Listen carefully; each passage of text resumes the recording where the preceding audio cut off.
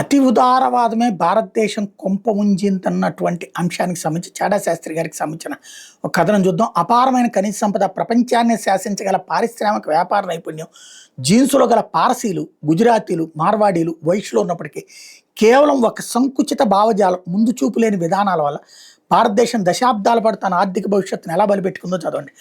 Socialism గుడ్డితనంలో దేశ భవిష్యత్తును బలిపెట్టిన Congress licence Raj భారతదేశానికి స్వతంత్రం వచ్చినప్పుడు కేవలం భౌగోళిక స్వేచ్ఛ మాత్రమే కాదు, ప్రపంచ ఆర్థిక వ్యవస్థను శాసించగల అపారమైన సహజ వనరులు కూడా మన చేతికి వచ్చాయి. ముఖ్యంగా ఛత్తీస్గఢ్లోని బైలాడెలా పర్వత శ్రేణుల్లో ఉన్న అత్యంత నాణ్యమైనటువంటి +64% నుండి 68% స్వచ్ఛత గల హెమటైట్ ఇనుప ఖనిజం దేశ పారిశ్రామిక రంగానికి ఒక వరం. కానీ స్వతంత్రం తర్వాతి దశాబ్దాల్లో దేశాన్ని కాంగ్రెస్ ప్రభుత్వాలు దీర్ఘకాలిక జాతీయ ప్రయోజనాలు, పెరుగుతున్న ఆర్థిక అవసరాలని పూర్తిగా విస్మరించినాయి. సోషలిస్ట్ భావజాలం అనే ఒక భ్రమలో బతుకుతూ దేశీయ పారిశ్రామికవేత్తలను అనుమానిస్తూ అవమానిస్తూ కాంగ్రెస్ సృష్టించిన లైసెన్స్ రాజ్ విధానం దేశ ఆర్థిక వెన్నెముకను ఎలా విరిచిందో చెప్పడానికి మన స్టీల్ పరిశ్రమ చరిత్ర ఒక సజీవ సాక్ష్యం. మన విలువైన ఖనిజ సంపద పరాయి దేశాలకు దారాదత్తం చేశారు. ప్రపంచంలో ఏ దేశమైన ఆర్థికం ఎదగాలని తమ వద్ద ఉన్న ముడిసరుకుని దేశీయంగా ప్రాసెస్ చేసి వాల్యూ అడిషన్ ద్వారా దాన్ని తుది ఉత్పత్తిగా మార్చి అమ్ముకోవాలి. దీనివల్ల దేశంలో లక్షలాది ఉద్యోగాలు రావడమే కాకుండా బిలియన్ల కొద్దీ సంపద సృష్టించబడుతుంది. కానీ కాంగ్రెస్ ప్రభుత్వం ఏం చేసింది? 1963 నుండి దశాబ్దాల పాటు బైలాడెలాలోని అత్యుత్తమ ఇనుప ఖనిజాన్ని తవ్వి రైళ్లలో వైజాగ్ పోర్టుకు తరలించి అక్కడి నుంచి సముద్ర మార్గం ద్వారా జపాన్ మరియు దక్షిణ కొరియా దేశాలకు చౌకగా ఎగుమతి చేసి తయారైనటువంటి స్టీల్ ఉత్పత్తులను దిగుమతి చేసుకునేది. విధి వైపరీత్యం చూడడం, సొంతగా ఇనుప ఖనిజం లేని జపాన్, దక్షిణ కొరియా వంటి దేశాలు భారతదేశం నుండి చౌక ముడి ఖనిజాన్ని దిగుమతి చేసుకుని స్టీల్ పరిశ్రమ ప్రభుత్వ రంగంలో ప్రారంభించి తర్వాత ప్రైవేట్ పరం చేసింది. నిప్పన్ స్టీల్, పోస్కో వంటి గ్లోబల్ పారిశ్రామిక సామ్రాజ్యాలు నిర్మించుకున్నాయి. ఆ స్టీల్తో వాళ్ళు కార్లు, ఓడలు, ఎలక్ట్రానిక్స్ తయారు చేసి ప్రపంచాన్ని శాసించారు. అదే సమయంలో భారతదేశం కేవలం మట్టిని తవ్వి అమ్ముకునే ఓ సాధారణ కూలీ దేశంగా మిగిలిపోయింది. ఇకపోతే స్వదేశీ నైపుణ్యం మీద సోషలిజం సంఖ్యలు టాటా మరియు బిర్లా నెహ్రూ గారిని కలిసి మేము దేశంలో పరిశ్రమలు పెట్టడానికి సహకరించండి, మీరంటే ప్రభుత్వం కూడా భాగస్వాములు కండి, మాకు విదేశీ సంస్థల నుండి పోటీ రాకుండా రక్షణ కల్పించండి, దేశాభివృద్ధిలో పాల్గొంటామని కోరితే సరిగ్గా నెహ్రూ గారు వ్యతిరేక నిర్ణయం తీసుకున్నారు.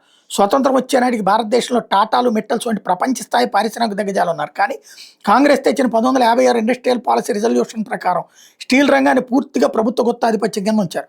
ప్రైవేట్ వ్యక్తులు పెద్ద ఎత్తున స్టీల్ ప్లాంట్ పెట్టడం మీద చట్టపరమైన నిషేధం విధించారు. దీనితో ఎంఆర్టీపీ చట్టం, monopolies and restrictive trade practices act 1969 ద్వారా ప్రైవేట్ కంపెనీలు ఒక పరిమితికి మించి పెరగకుండా అణచేశారు. ఏమైనా కంపెనీలు ప్రభుత్వం నిర్దేశించి కోటా కంటే ఎక్కువ స్టీల్ ఉత్పత్తి చేస్తే అది క్రిమినల్ నేరంగా పరిగణించబడే దుస్థితి ఉంది. అంటే నిపుణతని, సామర్థ్యాన్ని ప్రభుత్వం ప్రోత్సహించాల్సి పోయి శిక్షించేలా ఈ సోషలిస్ట్ చట్టాలు పనిచేసినాయి. లక్ష్మీ మిట్టల్ దేశం విడిచిపోవడానికి కారణం ఇదే. ఈ ఊపిరాడని వాతావరణం భరించలేక భారతదేశంలో పుట్టిన లక్ష్మీ మిట్టల్ 1976లో ఇండోనేషియాకు వలస వెళ్ళిపోయారు.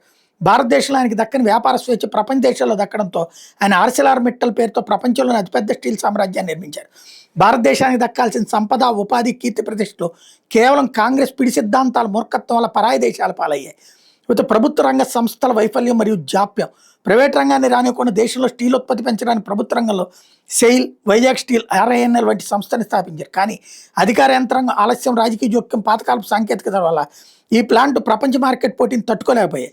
ఉదాహరణకి బైలాడెలా ఖనిజాన్ని ఉపయోగించుకోవడానికి ఉద్దేశించిన వైజాగ్ స్టీల్ ప్లాంట్ నిర్మాణం 1970ల చివరిలో ప్రారంభమైతే దాని మొదటి బ్లాస్ట్ ఫర్నిష్ పనిచేయడం 1990 వరకు పట్టింది. ఈ 2 దశాబ్దాల కాలయాపనలో దేశీయంగా ఖనిజాన్ని వాడుకునే వ్యవస్థ పెద్ద ఎత్తున లేక కోట్ల టన్నులు బైలాడెలా ఖనిజ నిధిని జపాన్కి చౌకగా దారిపోయికి తప్పలేదు. భారతదేశం సోషలిస్ట్ విధానం అనుసరించి ప్రైవేట్ పెట్టుబడిదారుల పీక నొక్కేసి ఊపిరాడకుండా చేస్తే మరో జపాన్, దక్షిణ కొరియా ప్రభుత్వం మరియు ప్రైవేట్ భారీ పరిశ్రమలకు సబ్సిడీలు ఇచ్చి ప్రైవేట్ సమ్మేళనాలకి ప్రోత్సాహం ఇచ్చి ఉత్పత్తి రంగాన్ని ప్రైవేట్ సంస్థల ద్వారా ప్రోత్సహించి అభివృద్ధిలో దూసుకుపోయినాయి. ఇక్కడ ప్రైవేట్ పెట్టుబడులు నిషేధిస్తే అక్కడ కొన్ని రంగాల ప్రైవేట్ పెట్టుబడులు పెట్టాలని శాసించారు. 1991 ఆర్థిక సంస్కరణ తర్వాత లైసెన్స్ రాజ్యాంతమై ప్రైవేట్ రంగానికి తలుపులు తెరిచేసరికి జరగాల్సిన నష్టం జరిపోయింది. ఒకవేళ 1970లోనే ఈ స్వేచ్ఛ ఉండుంటే ఈరోజు ప్రపంచ స్టీల్, ఆటోమొబైల్ రంగాన్ని శాసించే కంపెనీలు అమెరికాలోనూ, జపాన్లోనూ కాదు భారతదేశంలో పుట్టుండే. కాంగ్రెస్ చేసిన ఈ చారిత్రక తప్పిదం దేశ ఆర్థిక ప్రగతికి తగిన ఒక పెద్ద దెబ్బ.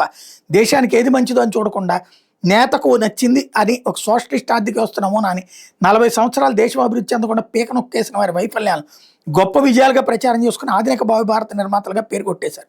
కాంగ్రెస్ అనుసరించిన పెద్ద పారిశ్రామికవేత్తలను ద్వేషించడం అనే జబ్బు వల్ల పైన చెప్పుకున్నట్టుగా దేశం భారీగా నష్టపోయినా ఇంకా కాంగ్రెస్ నాయకులకు కానీ అభిమానులకు కానీ జ్ఞానోదయం కలగలేదు. ఇప్పటికీ అదే వ్యతిరేక ధోరణితో పెద్ద పారిశ్రామికవేత్తలను వెనక్కి లాగడం, వాళ్ళ మీద బురదల్లడం, పెద్ద ప్రాజెక్టులు ఏదో కారణం చూపిస్తూ అడ్డుకోవడం, వాటిని ఆపడానికి కోర్టులకు పోవడం వంటివి చేస్తూనే ఉన్నారు. ఇది అత్యంత కీలకమైనటువంటి అంశం.